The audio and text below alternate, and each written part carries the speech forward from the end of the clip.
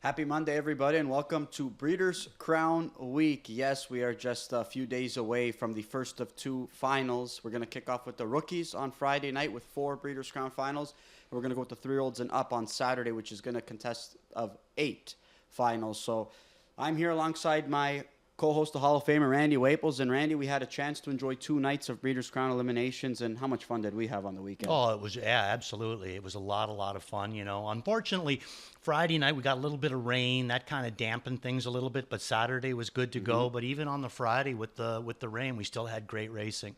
We're very lucky, Where this weekend is setting up amazing. Big time. I know the weather didn't dampen our spirits, and certainly didn't dampen the performances of some of the rookies that we saw on Friday night, because we really did see some sensational performances, didn't we? Mm-hmm. Yeah, no doubt about that. Everybody's going to have their favorites, leaning a little bit more towards one horse than another. But we got like 4 or 5 coming in here that they're going to be real tough to beat. But then the other divisions, though, I think that they're kind of wide open. I think that we're really lucky, John. Yes, we're going to have our favorites and our standouts and our superstars, but like I said, only I think in a couple of divisions, then the rest of it, boy, we got some good racing on our way. I know that some horses are probably elevating themselves as maybe the top of the division, and I'm speaking mostly of that 3-year-old colt trot, right? Motocon Legacy seems to be the now horse, but that's still a really good group of sophomore trotting colts, Randy. And speaking of which, we also have a pretty wide open group there in that open pace. Again, a couple of them really stand out, but I tell you what, we're going to get a chance to see those two get drawn at a live draw tomorrow night. So obviously, if you can, join us. It's going to be a great night. And I think everybody's going to be waiting to see where their superstars draw. So those two are wide open as well, but we're going to see kind of how things shake out tomorrow night. But we've got a lot to cover here on this preview show, Randy. Let's kick things off right away here. We're going to go to the rookie trotters on the colt side, and here's the field of 10 that's going to be going postward on Friday night. And most notably, Randy, we're going to get a chance to look at Apex yet again, who received a bye into the Breeders' Crown Final after capturing the Peter Houghton at Hoosier Park. We're going to get a chance to see a couple of elimination winners as well, who also draw just to his outside there. Spencer Hanover as well as Diabolic Hill. How good were those two colts in their elimination performances? Well, it's unfortunate for me, John, because I fell in love with Apex after the Mohawk Million.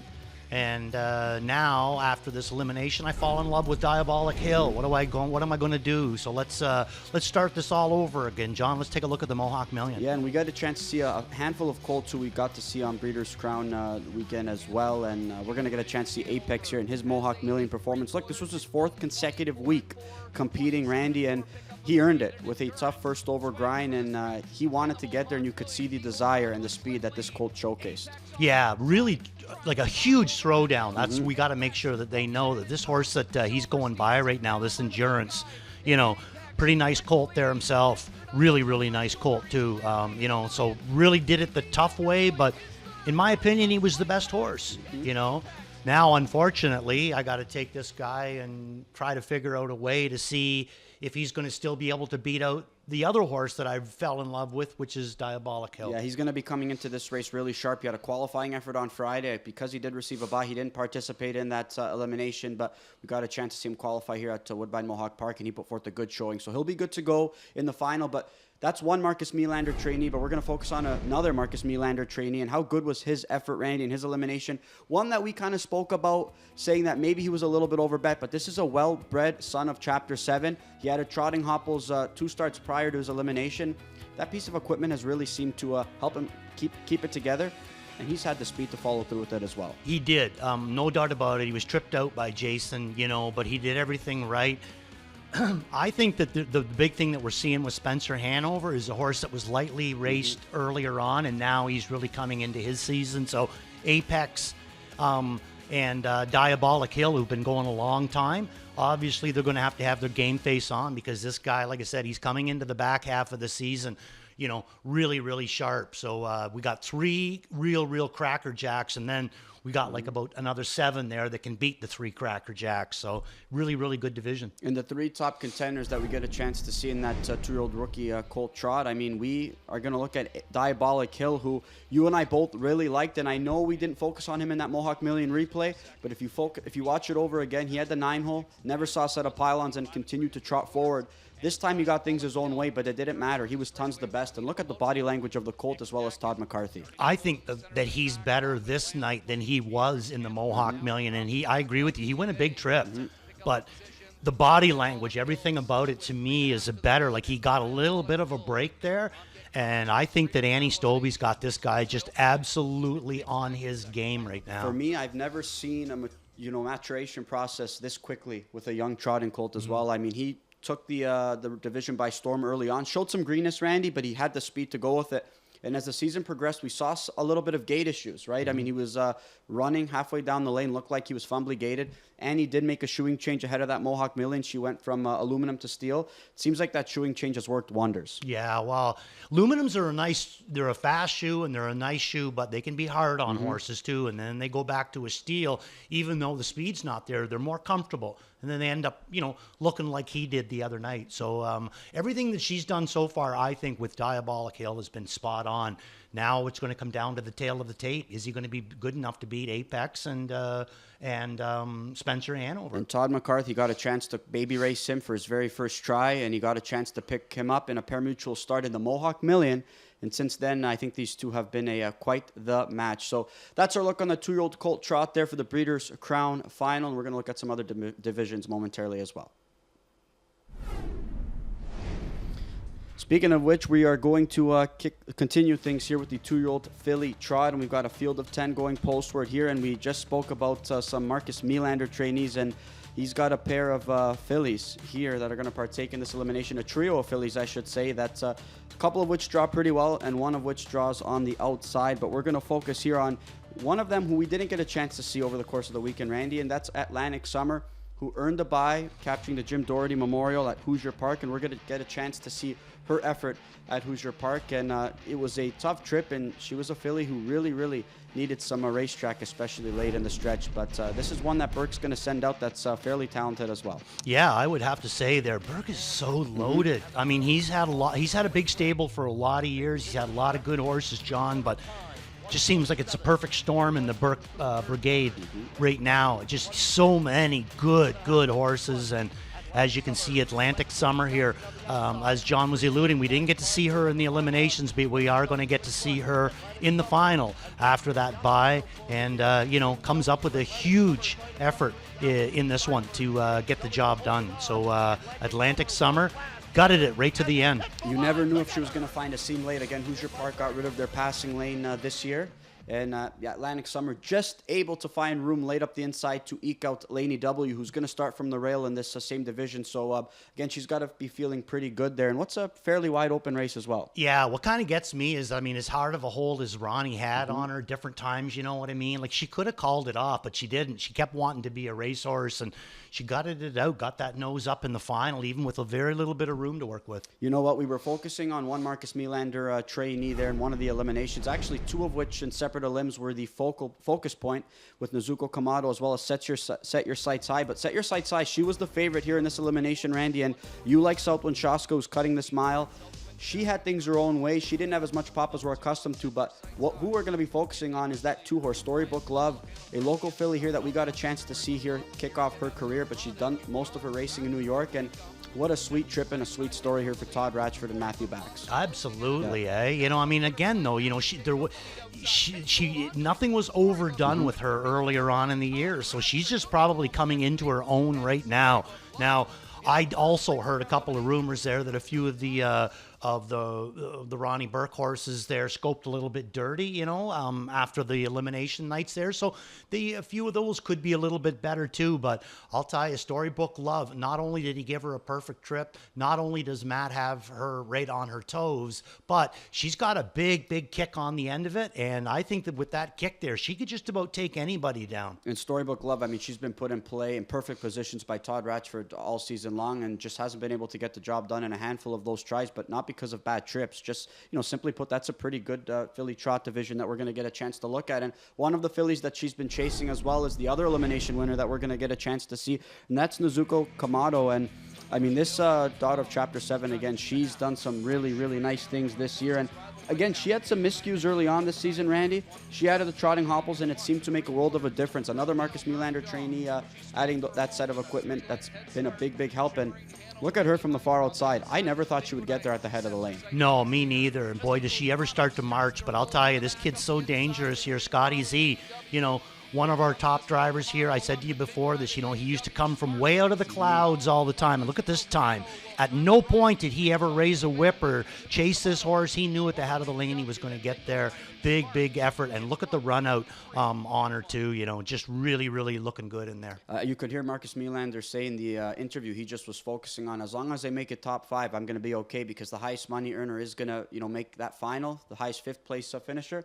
And she had the most money made out of all of them. So, I mean, for her, she didn't pick up 5th. She picked up a lot more, and she's going to come into that final, to me, as the one to beat, because that elimination performance, again, was sensational. Yeah, she's going to be really tough, and, a lot of it's just going to come down to who gets the best trip. But, Scotty Money and a talented filly, that's a bad combination if you're playing against them. Absolutely, and he's got a pretty live lineup as well going into this Breeders' Crown weekend. We're going to focus here on the 2-year-old filly pace division, Randy, and there's one filly in particular that has caught a lot of attention early on this season, and she's continued to be more dominating as start after start, and that's the Burke homebred, Lua Deepa. And, again, she was sensational in her elimination, and she made a few moves in that winning effort. She did. Yeah, she made she made the moves that she had to make. Simple as that. I think that we're looking at a creature with this 2-year-old Payson filly, much the same as what we're looking at in the 2-year-old Payson Colts with Bojangles. Just, two unbelievably athletic horses there that came along in the same generation.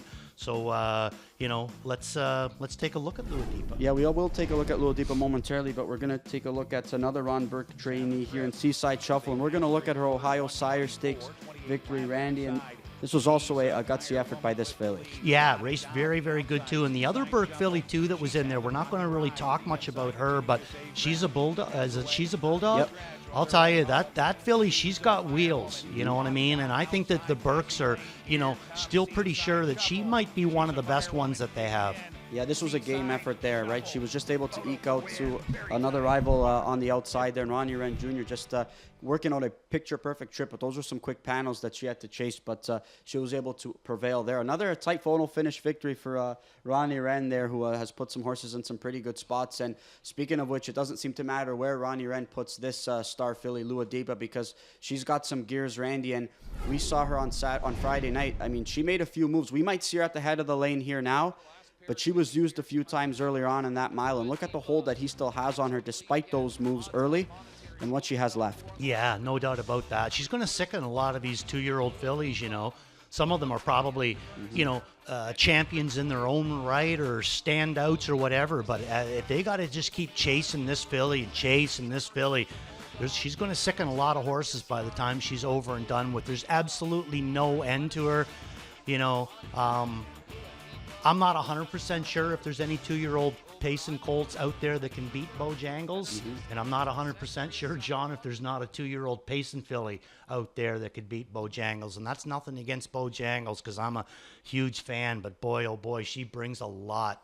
Yeah, she really has. And again, I mean, it's hard to imagine that she's actually lost 3 times this year. I mean, given what we've seen from her over her last few tries, I mean, the margin of victory has been strong. And I mean, this filly's put forth some great body language. And we saw the full sister, looks good in Lulu. She's had a nice campaign, but Lua Deepa, she looks like she could be a special filly for Team Burke.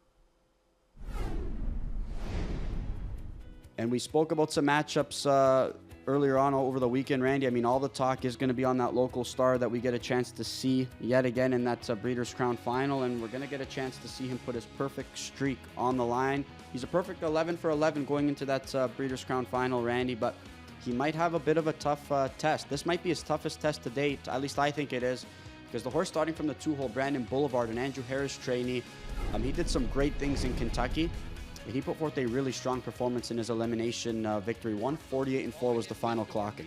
Yeah, and then then you bring into the fact that of Bojangles' biggest competition potentially could be Brandon Boulevard, and then if you're going to pick any driver in North America that you're going to have to race against, it's going to be Dexter Dunn, and that's a tough pill to swallow too. So I'm sure that Doc Moore, I'm sure that he watched this race pretty intently there. He had one in there anyway, but I'm sure that he was looking at it and seeing what was going on there, and like I said, right now that's a tough combination as well.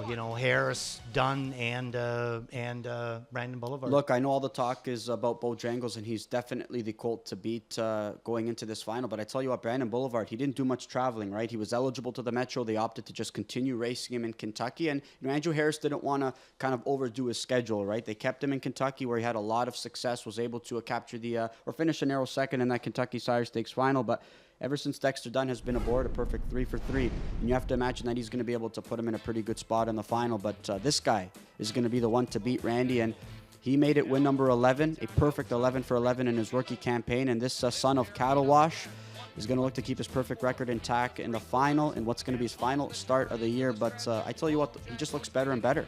So many weapons. Yep. How can one horse be born with that many weapons? He's like a perfect storm himself. He's perfect gated, perfect size, perfect conformation, perfect attitude, and he's littered with speed. I mean, just an incredible, incredible horse. And you know something? It is such a thrill in a way to walk out there after this horse has raced and talk to Bobby McClure. Mm-hmm. I mean, it's like he doesn't even realize yet just exactly what it is that he's seeing, And I mean, but you're talking a guy that's won a lot of big races, drove a lot of horses, you know what I mean? And even he is completely mesmerized by this guy. And you know what? As good as he's been, this is going to be his toughest test, as we mentioned. And, if you look at the draw, things aren't going to be easy. Brandon Boulevard starts from post 2, Randy, and look at 3 Burke trainees, Melillo, Al Papi, and Frantic Hanover drawing all the way to his inside. So while Bobby does have a good post to work with, because post 6 is the winningest post here, you've got a lot of speed to your inside. So things are going to get a little bit, maybe Western right off the gate. So I'm curious to see how Bobby's going to maneuver that as soon as the wings unfold. Going to reach into the rawest tickle trunk there. Who was the 7 horse in the first division that was flying hard on the end of it? Would that be Milo? Yeah, Melillo, yeah. Melillo? Okay. Yeah. Yeah, he looked pretty good in there, He too, really on did. the end Yep. of it there He was the as well. sharpest of the Burke trainees for sure. I thought in that elimination, right? Yeah, He had the no most doubt pace about on that. the end of it. Yeah, But this really flashed it. This is a race that I'm really looking forward to, and I think we all are looking forward to this 2-year-old colt pace final for the Breeders' Crown. We've got a couple of superstars on display and a lot at stake as well. We're going to move on here to the older aged mare trot, and we didn't get a limbs for this one, but we are going to go straight to the final here, and we've got a nice group of 9 going postward here, Randy, and we're going to get a chance to see a pair of Luke Blade trainees in Drawn Impression, as well as Emoji Hanover, but we're also going to get a chance to see Lista Hanover as well, who I think is probably the sharpest filly coming into this race. But another sharp filly coming into this, sharp mare, I should say, coming into this race is the 5-horse Date Night Hanover, and she's put forth some very, very strong efforts as of late, and we're going to get a chance to see her victory in Lexington and what was a nice score here, a game score. Yeah, no doubt about it there, down at the Red Mile and coming up with a big effort. Going to take a bit of exception to what you said, John. And this is just my opinion. I'm not going to say that Date Night Hanover is carrying the best momentum going into here, because I think that there's another one that is really stoke things up this season and has a ton of back class to rely on, and that's Eminem's Dream. Mm-hmm. I think she is racing incredibly good this year. Yeah, she's coming off a couple victories at Hoosier Park. Again, not sure if the shoes were pulled in those tries, but we know how good she is when she races barefoot, and we've seen her put forth a string of victories. She's definitely going to be one of the main contenders. And as I mentioned, Elisa Hanover, who we got a chance to see qualify in 51 and change over at Woodbine Mohawk Park. I'm sure that Annie Stolby would have loved to have an overnight, under her back pocket there, going into that Breeders' Crown final. But I thought that qualifying effort was a good one, right? That's enough. It looked like the mare took a little bit of a hold of David, though. I don't think David maybe wanted to go as quick as that mile went, but she looks like she's been a little bit grabby as of late. But I tell you what, the talent is there. She's a gorgeous individual as well, a daughter of international money, and I tell you what, Versatile. she's elevated her game even as an aged mare. And very versatile. She big can time. chop. She can, and if she races from out of it, she always has a huge move on the end of it. There, going to be a real good throwdown. We didn't even get the chance to talk about the determination fillies or mares, and they're coming in here really sharp As too. well as Warrior Michelle, who Warrior merits a Michelle. lot of respect as well. This is going to be a nice final here as we go postward for the open mare trot. We're going to get a chance to see another superstar in action, Randy, and we're going to get a chance to see Twin Joe Fresh, who is going to come into this open mare pace fresh off a winning qualifying score. And Patrick Ryder was able to do the driving duties there on Saturday morning at the Meadowlands. But we're going to see another head-to-head matchup between her as well as Sylvia Hanover. Sylvia Hanover, we did get a chance to see race here at Woodbine Mohawk Park in an overnight prep race there, Randy. Things didn't really go her way, but, I mean, we know that she's capable of a major bounce back. Oh, for sure. She's been doing this her whole career. You know, maybe once in a while the trip doesn't work out and she's able to come back even stronger. So I just throw that behind it and just, what do we always say? Just put a line through it. You know, the one that I'm kind of interested, well, you know, obviously the 5 and the 1 are going to take a lot of looks in there, but the 2 horse, Kobe's Gigi, she raced up here, you know, maybe 3 weeks ago or whatever. And my goodness, she was a locked in, just running up over top of horses there. So, you know, with a good draw, you know, maybe she might be able to make a little bit of noise too. But right now it seems like the whole ball is in Twin Joe Fresh's court. And we're going to get a chance to see her effort in the Dayton Distaff Derby, Randy, and you could see a dominant score here. And she seems to just be getting sharper with each and every start. She had a bit of a lull period there where maybe she didn't look like herself, but Sylvia Hanover was racing really well in some of those efforts. But to me, this mare looks like she's all the way back. Yeah, she is. I mean, it's going to be unfortunate because you're going to see it's going to turn from a 1-horse race to all of a sudden Sylvia, she wakes up and she turns it into a race again, but it's going to be way too late, you know, on a 5/8 mile track. And that's kind of the problem that you kind of get into sometimes with Sylvia, is that she leaves too much for the end of it, too much ground to make up, you know. So hopefully, you know, with the 5-hole and with Twin Joe Fresh having the rail, maybe she might be able to get out of there this week and maybe have, you know, sit on Twin Joe Fresh's back or stay a little bit closer. Yeah, and she's obviously loves racing on Canadian soil, does Twin Joe Fresh, and she's going to look to add another Breeders' Crown to her resume.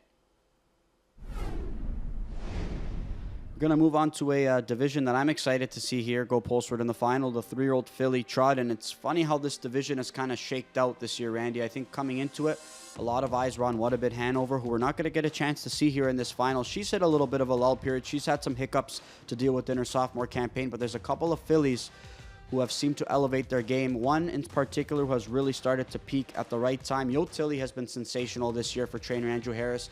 But the filly I'm talking about that seems to be peaking at the right time is a Lucas Wallen trainee by the name of Delaney Hanover, who's coming off a victory in her elimination, and that makes it 4 consecutive victories for this sophomore trotting filly. And look, she wasn't in the best of spots turning for home, but she had some pace to set up in front of her, and this filly's late speed really just proved to be the difference. Yeah, you know, when they want to win, they seem to be able to find a way to win.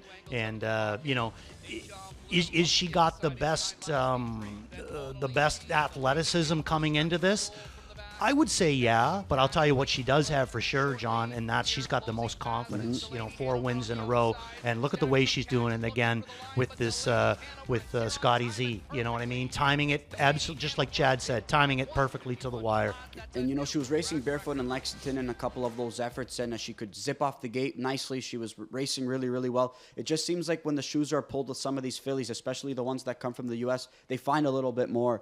Her gait's not the same when the shoes are on. I have to envision that the shoes were on in that elimination performance, and you could see right off the car, Scott couldn't zip her out of there, and she didn't look as sharp gate-wise off the car again, but her talent and her speed really prevailed. But if they pull the shoes, we could see an even different dimension from her on Saturday night. Yeah, John was actually very kind to me on Saturday night there, because he spilled all that information to me about 3 steps out of the gate when I had What A Bit up on top. You know, she's a little funny on leaving the gate when she's got shoes on. Thanks, John. Yeah, just the perks of watching them at the Meadowlands as well in person. But we're going to move on to another sharp filly in Yo Tilly. I mean, how sharp has this filly been, Randy? Just one lone lone loss in her sophomore campaign. That came to Delaney Hanover in Lexington, but she got right back into the win column here, missing a few weeks coming to this elim, and this is the race that Andrew Harris and company have really pointed this filly towards. Yeah, she really looks like she's going to be a tough one to take down again in here. Speed to burn.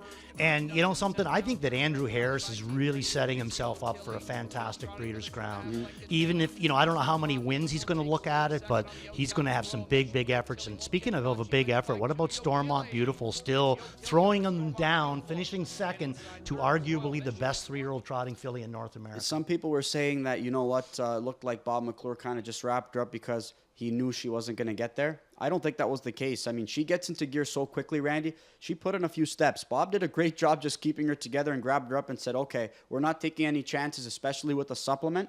Let's just get to the final and let's see where we draw and let's see if we can make some noise. That's what I kind of think there too. I just don't think the legs were moving fast enough for that 51 speed. And he had to gather her back up and just get her to the wire. But when they get there as fast as she did, all that's going to do is make her that much stronger. Now 51 isn't an unreachable kind of a number. So maybe it was a little bit tough on her this time. She's been there now. Next time, it's not going to be any problem whatsoever. Delaney Hanover, Yo Tilly, those two will be the focus going into that final. But there's a couple other fillies, a few of them at least, that I think can play the role of upsetter if the pace scenario sets up.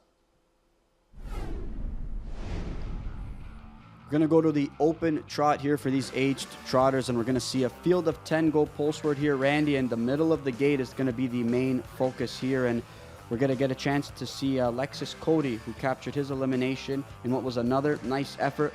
But there's some other really nice trotters in here, and we're going to get a chance to see him and Periculum, who are going to get a chance to hook up yet again. Periculum was one of the ones who received a bye going to this final, and he's coming off a second-place qualifying effort to release the Hanover here at Woodbine Mohawk Park. But let's take a look at the Caesars Trotting Classic, because we got a chance to see a head-to-head matchup between Periculum and Lexus Cody. An effort that ended in a dead heat. Yeah, in a fast time to boot. So, yeah, good tilt here that we're going to see. But, something, I think that in a small way that maybe Yannick has a bit of an advantage on Periculum going into this weekend. I think that this track, in my opinion, sets up for a horse like Lexus Cody better than it does for Periculum. And Periculum can get over any track, but I just think that if Lexus Cody gets on a breakaway on this track, he's going to be tough to haul back down again. To me, Periculum, he looked much better in Lexington when he was able to score, but you could see in that dead heat victory, I thought off that trip he should have been an easier winner in my opinion, but I think that speaks volumes also just to how good Lexus Cody is, and we're going to get a chance to see his elimination victory because it was another sub 50 mile on Canadian soil for this guy, Randy, who we got a chance to see start off his career here, the Ontario Sire Stakes program. We're pretty proud to see this guy kind of elevate his game and become the trotter that he's become. Oh, unbelievable horse, really is. Stunning looking, big body on him, you can tell he's going to be able to take the wars for a while, He's just a really nice horse, and talk about being on his game. I bet you anything, Yannick just absolutely loves the idea of jumping up behind this guy at any time, let alone right now when he's just on his game. He just looks like he'd be a fun horse to drive. Over 1.5 million Canadian that he's made this year. It seems like Yannick can just do about just anything with him. It used to be a matter of if he runs, he'll lose. If he doesn't run, he'll win. He doesn't even think about going off stride right now, Randy. And, he's had a historic season, and he's looking to cap it off with a Breeders' Crown title as well. And his manners look different. Before, remember, he'd get a little bit unruly once in a while and that. You never see that out of him anymore. He just looks like a horse that his mind has grew into him, his age, and his body has grew into his age, and it's all come together at the right time. And hopefully it keeps going till Saturday night, because he's one of the ones that I'm looking forward to the most. 6 straight wins for this son of Archangel, and he's got a great draw to work with it to make it 7 in a row as well. We're going to go to some sophomore pacing fillies, and again, we got a chance to see one Dexter Dunn and Chris Ryder, Superstar and Twinbee Joe Fresh in the open mare pace. Now we're going to get a chance to see a sophomore pacing filly who's another star, trained by Chris Ryder and driven by Dexter Dunn. That's the 5-horse Mickey and Minnie. She had a chance to get a bye, Randy. Chris Ryder elected to bypass that bye, but the filly who did take the bye or receive a bye was Rodeo Drive Dale, who's a Burke trainee who's going to start from post number 9. I think this filly really did need a bye though, Randy, because she was racing consecutively and she was in some tough races. But we're going to get a chance to see her Jugette final victory, and it was an easy score. Up to this point, would you not have considered Rodeo Drive Dale to be the second best filly out there behind Mickey and Minnie? Big time, yep. Yeah, I would too, but after the elimination night, I'm not 100% sure if I would still look at this one as second best. Now, this is going to be a big effort, but again, this is back at the Jugette final. This is back in September the 17th. She hasn't had a race since, half-mile track, going to a big track now. Really looking forward to watching her and the Purple Man out there. But like I said, one really caught my attention the other night, John. That'd be that Irv Miller trainee. Yep, Unreasonable was definitely one that I thought raced really well, and we're going to get a chance to see her second place effort. But the focus is going to be on this Chris Ryder trainee, Mickey and Minnie, who worked out a nice trip, but still put forth a good effort in a 1:48.2 score. Yeah. Big effort here by them both. First over with Mickey and Minnie, and it looked like Chantilly was just, getting herself all puffed up to come up with a big effort there, but not really able to get the momentum that she seemed to need. But look at this Marcus Miller, and trust me, you're only seeing the back half of the race. You should have seen the first half of the race for him just to get into that position. This filly raced very good, as Mickey and Minnie as well. And she's got another good draw to work with. Again, that's the perk of winning your elimination. You assure yourself of a very good draw, and with this filly's versatility, she's going to be awfully tough, and she's going to look to make it to back-to-back Breeders' Crown titles, and she definitely earned it as a rookie. She put everybody on notice as she entered her sophomore campaign. But a really nice group of sophomore pacing fillies going postward, but the focus is going to be on Dexter Dunn and Chris Ryder, who look to have a memorable weekend yet again. We can't wager on some of these events, Randy. At least we can make some side wagers from a personal standpoint. We can figure out some of the details off camera, but we're going to look at some host prop bets between the two of us, and me going prop bets against you is like me stepping into the ring against Muhammad Ali. Just let us get this straight now. I think you've got some good ones here, and we're going to just kind of take a look here, and you could see right now we've got a host of categories here, but we're going to kick things off here with the 2-year-old lock, and Randy, I've got Lua Deep as my 2-year-old lock for Friday night. You have Bojangles as your 2-year-old lock, and just curious to hear your rationale there with Bojangles. I know he's a perfect 11 for 11, but the waters are going to get deeper. They are going to get a lot deeper, no doubt about that, but I still have not yet seen anybody that really scares me. I've seen a couple of horses that I really like, but nobody yet that scares me for the great one. And for me, Lua Deep, again, we talk about 2-year-old lock. We're not talking about who a best bet's going to be and who is going to be a short price winner. We're talking lock. Lua Deepa for me is an absolute lock to capture that 2-year-old pacing filly division. And for me, as well as Bojangles has raced, I do think there are some bigger competitors in his specific division as well as Lua Deepa, don't you think?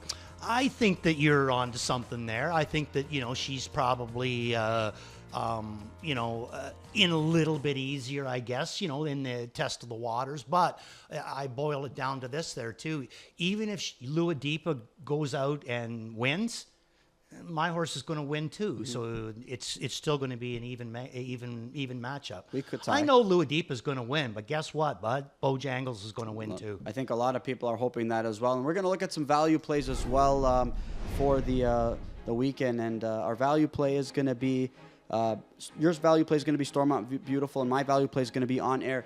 I think Lua Deepa is obviously a lock to win, and On Air is going to be racing in that same final as her. But for me, I think that's the exacta. I think that's a value exacta right there. I love the way that this Noel Daly filly raced last time out. She was a solid 5th. I thought she took a step forward from maybe the start prior, and that's the exacta that I'm playing cold. Lua Deepa onto On Air to try and extract some value in what's going to be an awfully short favorite. I don't have to go that far because I'm playing Stormont Beautiful probably right on the hammer. Yeah, I think that she needed the fast mile. I think she's got a good post to work with, and I think her momentum is as good as anybody's right now. So Stormont Beautiful is going to be my value. I think the biggest thing is that even though she draws outside, we know she's got that early gate speed. So she doesn't have to get away towards the back of the pack if that's how the race shakes out. She's got versatility in her back pocket. And Bob left with her on Saturday night, and she still had enough late in the mile to make almost a big scare to Yo Tilly. So one that I think you're right is going to be a sleeper player as well, and what's going to be a wide open, could be a wide open final.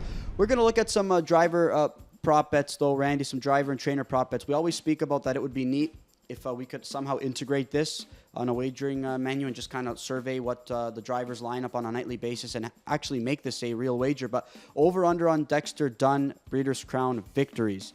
I went over and you went under. What say you? Well, I went under because I did a lot of these as a driver-wise. And for me, a driver to win, to beat that, he has to win 4 Breeders' Crowns. That's a lot.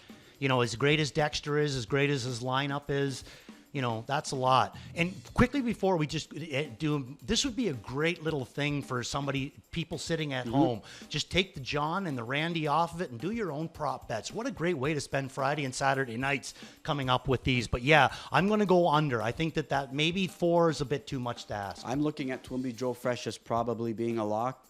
You can make Mickey and Minnie a case. And then he's got Brandon Boulevard. He's got Irvin Hanover. He's got Super Chapter. I'm not sure who else he's got in terms of some of those other divisions, but he's got a pretty good lineup. So I think 2 for sure, and then he's got a chance to pick up another 2. So I think that for Dexter Dunn, who picked up, 6 last year? Mm-hmm. He's got a good chance. I think 4 is definitely within the realm of possibility. Now, in terms of the Ron Burke over-under prop bet, it's set at 4.5, and he's got a great lineup coming to this weekend. I think if he gets, I think he'll fall just short of that. I think, his ceiling probably is 4, I would say. But you like the over here. Yeah, I'm going to go the over on him. He's loaded. We talked about it a little bit earlier. I've seen his, he's brought lots of horses before. He's brought lots of horses with depth, but never like this. This is like a juggernaut that he's brought across the border up here now. So I think the Burke Brigade is going to have a big Friday, Saturday. And he's got a lot of, obviously finalists that are going postward that are going to have be awfully tough to beat. Look, we saw Lou Print just get picked off last time out. I'm going to go right back to him. I don't care where he draws. I think he'll bounce back in a big way in that final. And I think Lua Deep, again, she's my lock. So there's 2 for sure that I like. And, I think he's got a chance to pick up a couple more as well, but I'm going to go just under that 4.5 total for Ron Burke. Now there's an interesting prop bet between inside and middle of the gate. Who's going to pick up more Breeders' Crown victories from posts 1, 2, 3, and 4, 5, 6? I'm going inside and you're going middle. Now, statistically, Randy, you're probably in the right. Statistically, yes, but I'm still looking at this as a driver right now. And anytime that I had the opportunity to win elimination, pick a post, it was number 4. I just find that with number 4, it gives you the opportunity to see what's happening down on the inside and what's also going on the outside. And that's even picking up that 9 and the 10 if they happen to leave. So I think that the 4-hole, 5-hole, to me, have always been the 2 best post positions. 8 of the 15 elimination winners have won from either post 1 or post 2. So I feel pretty good with going with the inside 3. And when I look at how the draws shook out, Twinbee Joe Fresh has post 1. Diabolic Hill has post 3. Apex has post 1. I think those are the 2 main contenders in that, rookie trot division. And Spencer Hanover drew post 2. Not to mention Lua Deepa drew post 3. And we haven't even shaked out some of those other divisions, which we're going to be able to see tomorrow night at the live draw. So, again, I feel pretty good. And maybe off camera, we'll decide what the terms and conditions are. One more prop bet. Does Sippin' on Sea Rock leave or go to the back? I think leave. I have a feeling he'll be leaving. What say you, Yannick Gingras? Yeah, I have a feeling it'll be him leaving. So there's our thoughts on this Breeders' Crown preview show. Thanks for tuning in with us. And Randy and I will decide on the prop wager scores later on. But we hope you had fun watching this show, and we hope you have even more fun watching this weekend's action in the Breeders' Crown Finals.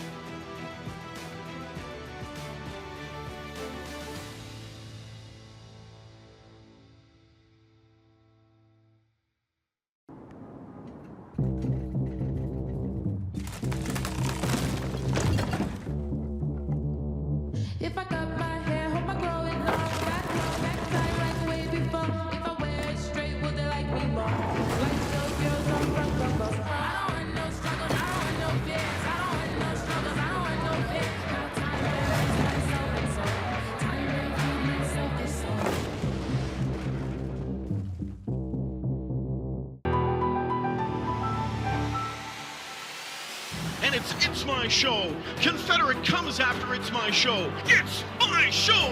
Confederate destroys them. Confederate dominates the Meadowlands pace. On the inside, Cannibal wins the adios. And Confederate draws cleared. It's all Confederate in the cane pace.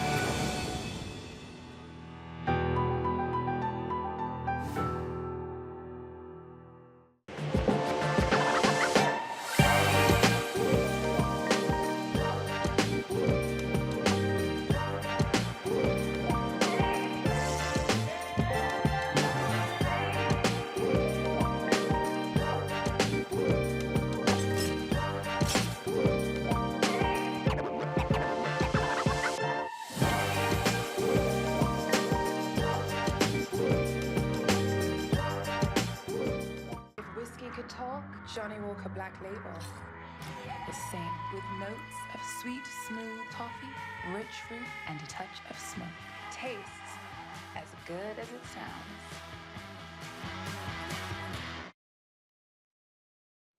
We're back in studio here as we get set for this Monday night program. We've got 12 on tap tonight. Randy and going to go straight through the plays of the night here, and let's look at your plays board on this Monday night program. Okay, Worth a Look's going to come along in race number 5. That's going to be the Breather trainee from the 10 hole in this Harvest Series. That's going to be TH Trickster for Kids. Waples Watch, Aunt Gertrude in race number 6 for the team of Tony Hahn and Meg Crone. All in's going to be race 10. That's going to be the Dave Keys trainee Figment. Wow, this thing is special.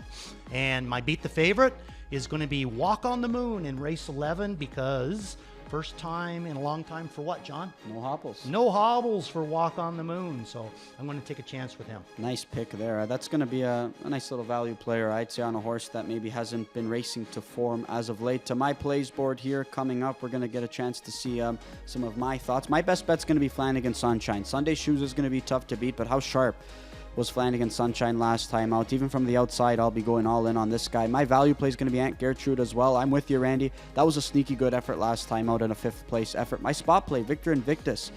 I think he's low enough. He draws well enough where he's going to be a main factor. And my triple up, HF Pan Shadow. How sharp has this guy been? He's going to look to make it 3 in a row as we close out this program.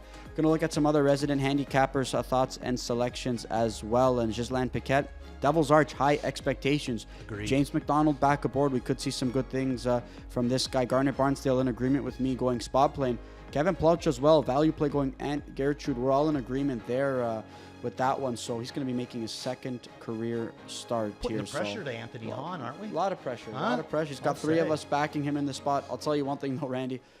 I could go 0 for 12 tonight, and I would sleep like a baby, as long as the Blue Jays get the job done in Game 7. Lots of pressure there at the Rogers Center tonight. I'm hoping they get the job done. Yeah, you got the pressure on you, no doubt about that. There, myself there, I'm not really caring who wins the ball game tonight, but I'm telling you, it's tough right now to get to sleep because all I keep thinking about is Breeders' Crown this and Breeders' Crown that, you know.